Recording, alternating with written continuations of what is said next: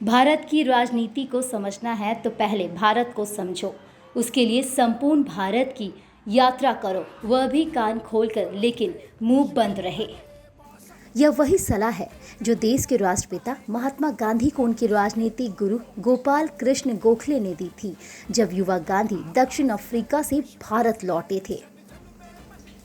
मौजूदा वक्त में भारतीय राष्ट्रीय कांग्रेस पार्टी के नेतृत्व को भी इसी की जरूरत है, यानी जनता से सीधे जुड़ाव और संवाद की, क्योंकि बीते कुछ दशकों से देखें तो पार्टी का जनता से जुड़ाव खत्म होते चला गया है और आज देश की सबसे पुरानी पार्टी भारतीय राजनीति के हाशिए पर खड़ी है। ऐसे में मौजूदा राजनीतिक हालात के लिहाज से यह यात्रा मील का पत्थर साबित हो सकता है।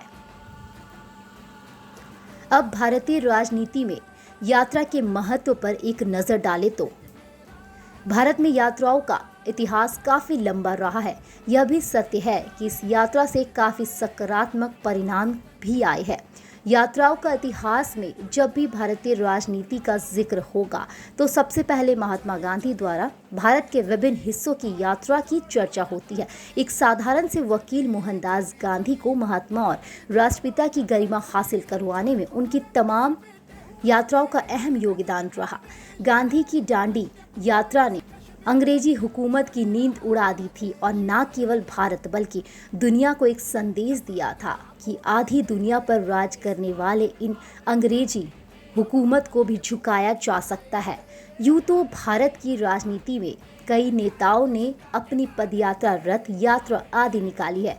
पूर्व प्रधानमंत्री चंद्रशेखर ने भी 1983 में कन्याकुमारी से लेकर राजघाट तक 4260 किलोमीटर की लंबी भारत यात्रा 6 महीने में पूरी की थी। इस यात्रा की सबसे बड़ी उपलब्धि यह थी कि चंद्रशेखर ने भारत की राजनीति में अपनी मजबूती स्थापित कर लिया था। और भी कई यात्राएं उदाहरण स्वरूप मौजूद है। भारत जोड़ो यात्रा में शामिल मध्य प्रदेश की प्रमुख पूर्व मुख्यमंत्री दिग्विजय सिंह यात्रा का अनुभव रखते हैं। उनकी नर्मदा यात्रा को मध्य प्रदेश की राजनीति में एक अहम अध्ययन माना जाता है।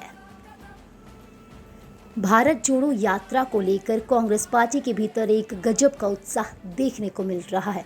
इस यात्रा को दक्षिण के राज्य तमिलनाडु और केरल में काफी समर्थन मिल रहा है। हालांकि अभी सिर्फ 21 दिन ही हुए हैं और इस यात्रा को काफी लंबा वक्त और दूरी तय करनी है। शुरुआती दिनों में कांग्रेस में निश्चित ही एक नई ऊर्जा देखी जा सकती है।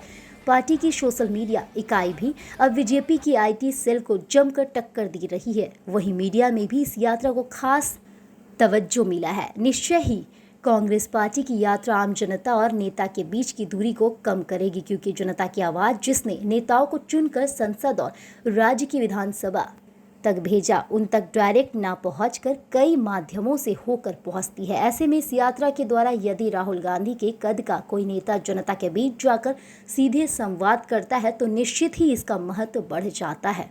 इस यात्रा के परिणाम तो आने वाला वक्त बताएगा, लेकिन वर्तमान में इस यात्रा में असीम ऊर्जा और उत्साह देखने को मिल रही है।